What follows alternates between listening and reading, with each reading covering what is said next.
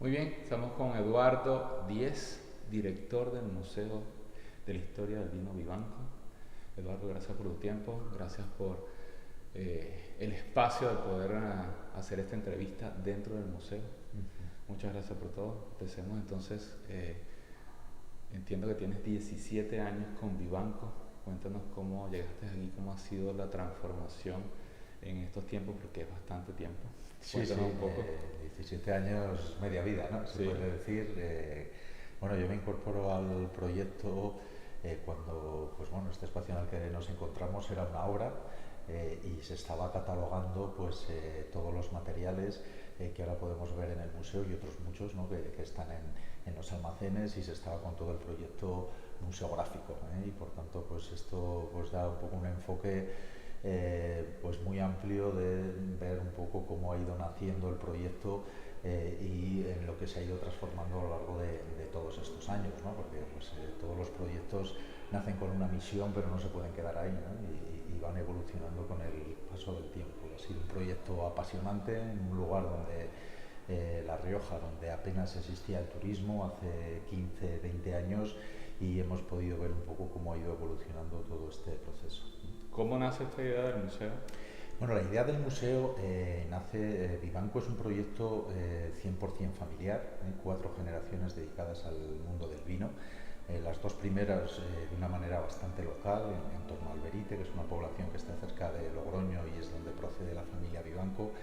Y un poco pues el punto clave de todo este proyecto lo marca Pedro Vivanco, ¿no? Que es la tercera generación de la familia, y que además de impulsar todo el proyecto vitivinícola, pues él a mediados de los años 80 pues se da cuenta que el mundo del vino está viviendo una gran transformación, una transformación que va paralela a la transformación que está viviendo el país durante esos años, ¿no? Viene de 40 años de una situación política muy excepcional, ¿no? Con el franquismo, llega la democracia y eso hace cambiar las estructuras del Estado y las estructuras económicas en todos los ámbitos. El vino no va a ser una excepción.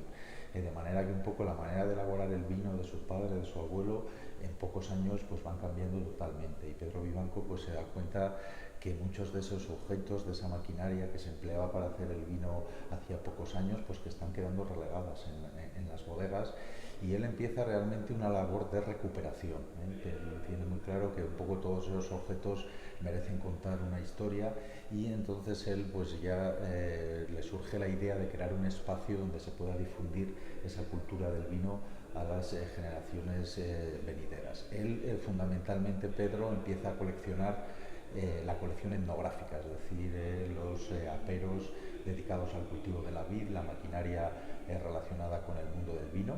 Eso por un lado, y por otro lado también libros. Tenemos un centro de documentación especializado en el mundo del vino, que es una parte un poco menos conocida del proyecto, donde tenemos libros desde el siglo XV hasta la actualidad, vinculados con el mundo del vino, tanto en su parte más técnica como en la parte cultural, abordando un poco todos los aspectos que domina el mundo del vino. Además de libros, en ese centro de documentación también tenemos colección de numismática, de filatelia, de grabado, de minuta, siempre todo vinculado al mundo del vino. Y el tercer gran bloque de elementos que empezó a coleccionar Pedro fue la colección de sagacorchos, que es una también de las más singulares del museo, más de 3.000 expuestos en la colección permanente, aunque tenemos más de 4.000 en la colección. A partir de ahí un poco empieza la idea de hacer el museo, una idea que empieza muy poquito a poco, pues a través un poco de esos beneficios que se van adquiriendo en la bodega, pues la familia los invierte todos aquí en el museo y el coleccionismo, y entra poco a poco también la cuarta generación de la familia, ¿no? Rafael Vivanco, que él es enólogo y está más dedicado a la parte del cultivo de la vid y la elaboración del vino, y Santiago Vivanco, que está más en la parte cultural, en la fundación y en el desarrollo también enoturístico. Y va a ser un poco pues la entrada de los hermanos, de los dos hermanos de la cuarta generación, pues la gente pues un poco con otra mentalidad, los que van a dar un poco al museo, pues especialmente Santiago, pues una visión moderna, ¿no? Donde Santiago tiene muy claro que en un museo del vino no solo tiene que haber maquinaria de vino, sino también hay que hablar de todo ese legado artístico, histórico que ha dejado el vino a lo largo de 6 milenios prácticamente. Y empieza un poco la colección artística y arqueológica. Es cierto que Pedro había comprado alguna cosita, alguna obra de arte, pero el grueso de la colección artística la hace Santiago y le da pues, al museo pues, una dimensión mucho más amplia. Con un elemento también fundamental y que es necesario destacar, que la familia nunca quiso hacer un museo para hablar de la historia de la propia familia de Vivanco, ni siquiera para hablar del vino de Rioja, sino que quiso hacer un homenaje universal a la cultura del vino. Y esto es un poco lo que le ha dado esa trascendencia a este museo y lo que hizo que la UNESCO, por mediación de la Organización Mundial del Turismo, lo declarara el mejor museo del vino del mundo. Desde este punto de vista es un proyecto con una gran generosidad, ¿no? Porque lo que hace es hablar del mundo del vino desde una óptica universal, y destacando un poco pues, en todos los lugares donde el vino haya tenido importancia y protagonismo, pues están presentes en el museo. Muy bien. Entiendo que también es el encargado del enoturismo de la bodega. ¿Cuáles son las responsabilidades que tienes en cada uno de estos papeles que ejerces y cómo los manejas? Bueno, el enoturismo al final es un poco pues el aprovechar todos estos fondos culturales que tenemos aquí para difundirlos, ¿no? al gran público. Y es un reto importante, ¿no? Sobre todo por el lugar donde estamos, ¿no? La Rioja es un lugar que no ha sido un lugar tradicionalmente turístico. En España es una potencia turística, pero sobre todo más basado en el turismo de playa, de costa y de las grandes ciudades, como pueden ser Madrid, Barcelona, otras ciudades del interior, pero La Rioja un poco pues, no había desarrollado, excepto pues, algo de turismo rural, el turismo. Entonces un poco pues de alguna manera nosotros fuimos pioneros a principios de los años 2000. Realmente visitar una bodega en Rioja era bastante complicado, a no ser que pues, conocieras a alguien. Las bodegas no estaban abiertas al público y este proyecto pues un poco hizo que el sector se diera cuenta que había un recurso más, ¿no? Aparte de la venta del vino, como era el enoturismo, que podía atraer visitantes. ¿Cuál es el problema? Que aunque tengas un proyecto tan singular como es el museo, el mundo del turismo no puede caminar solo, ¿no? Necesita una serie de recursos, una cadena de valor, a nivel de transportes, a nivel de alojamiento, a nivel de otros recursos, ¿no? Porque un turista que viene aquí lo normal es que no esté visitando 4 o 5 bodegas, normalmente visita una, dos, y el que es muy aficionado pues puede visitar alguna más, ¿no? Entonces hay que aportar otros recursos para que la gente pueda venir, y en ese sentido pues bueno, hay todavía bastante camino por recorrer, pues como comentaba, de alguna manera hemos sido pioneros y hemos visto cómo ha ido cambiando un poco todo este mundo del enoturismo, del mundo cuando empezamos en el año 2004, donde el peso de las agencias de viaje tenía mucha importancia a la hora de atraer visitantes, a como el mundo de Internet, igual que ha cambiado todo, pues ha cambiado también el enoturismo y la gente pues cada vez prepara más el viaje de una manera autónoma, ¿no? A través de la red, ¿no? Y esto pues bueno, pues ha hecho también un poco que cambie nuestra vinculación, nuestro acercamiento con el cliente a todos los niveles, tanto en el antes, en el durante como en el después. Tenemos muchos retos, un poco el tema del transporte, las comunicaciones, pues La Rioja está un poco ahí en tierra de nadie, ¿no? Pues cerca de un poco del núcleo del norte del País Vasco, que también tiene mucho turismo, pero un poquito más alejado y bueno, sí que es un hándicap que tenemos que seguir trabajando, lo mismo que el alojamiento, aunque sí que es cierto que en los últimos años pues cada vez hay más alojamientos interesantes y de calidad en la zona, pero bueno, pues todavía nos vemos un poquito limitados, ¿no? Porque este turismo de interior es un turismo que tenemos que aportar otras cosas, ¿no? que el turismo de sol y playa. Aquí no podemos competir por precios, y nos basamos en un turismo de calidad donde lo que tenemos que dar es servicio, ¿no? Y entonces por eso esa cadena de valor que comentaba que hay en torno al turismo pues tiene que estar todo equilibrado, ¿no? Unos buenos alojamientos, buenos restaurantes, buenos servicios, que hagan un poco que todo este entramado turístico se convierta en un polo atractivo para los visitantes. Sí, ciertamente tienes un gran terreno ganado durante estos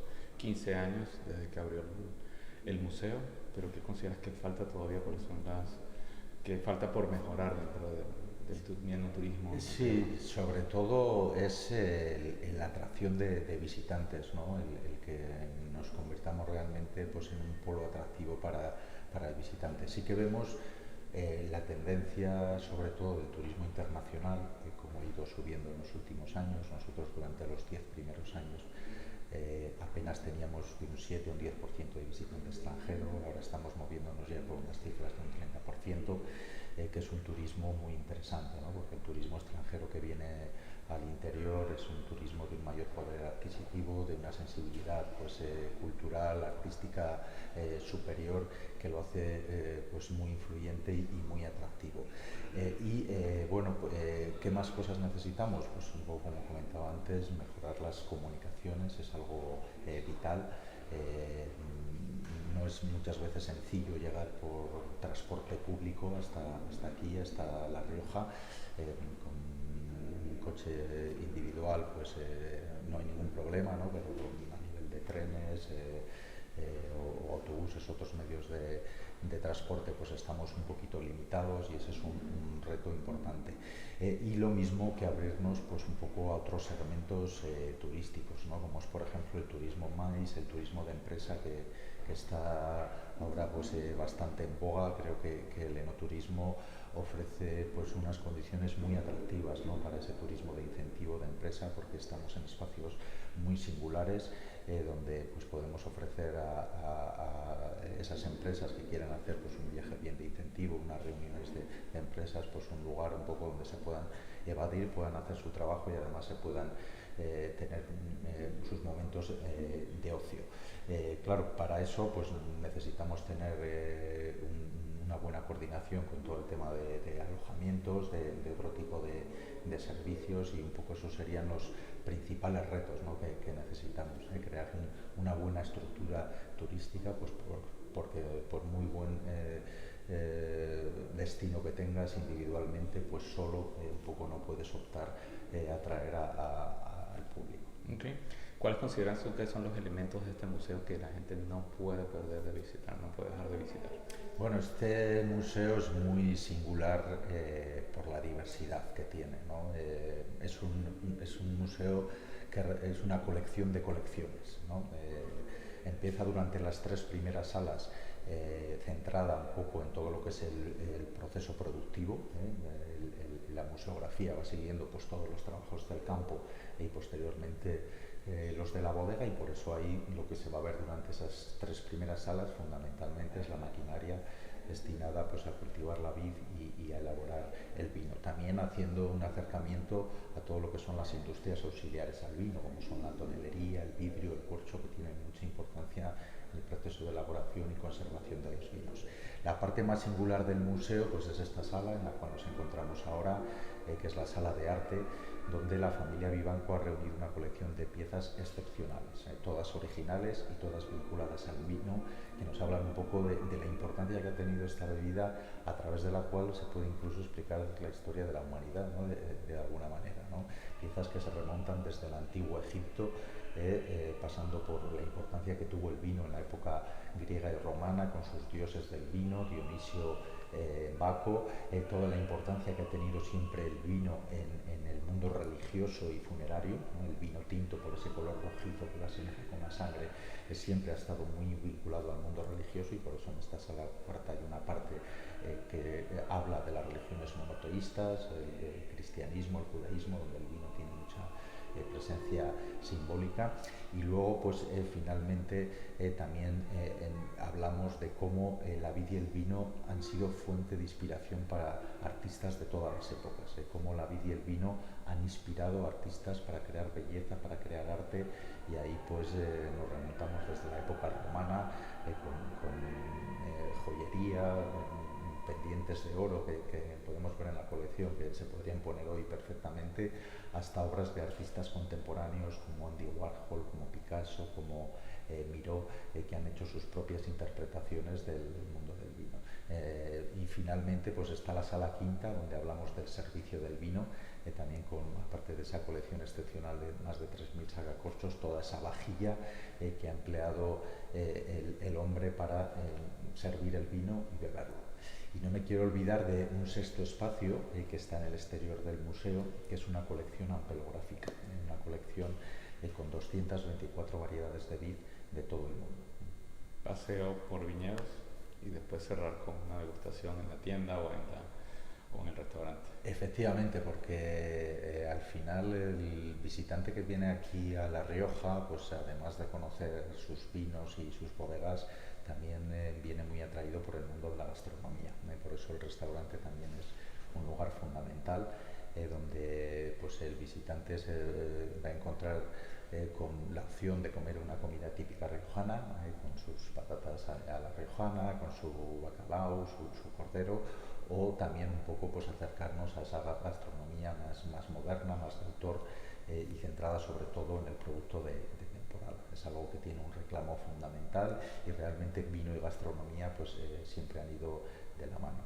El visitante que llega a Vivanco, pues además de visitar este museo excepcional, de poder comer en el restaurante, también va a tener otros alicientes como visitar la bodega de primera mano, ver un poco cómo, si en el museo va a ver un poco la importancia de esta bebida, de la historia que tiene detrás, pues cómo eso ha ido evolucionando pues un poco en la viticultura y en la enología de hoy en día, ¿no? Y para nosotros es muy importante explicar el viñedo, que la gente tenga muy claro que el vino sale de la viña, que sin una buena materia prima es imposible elaborar un buen vino.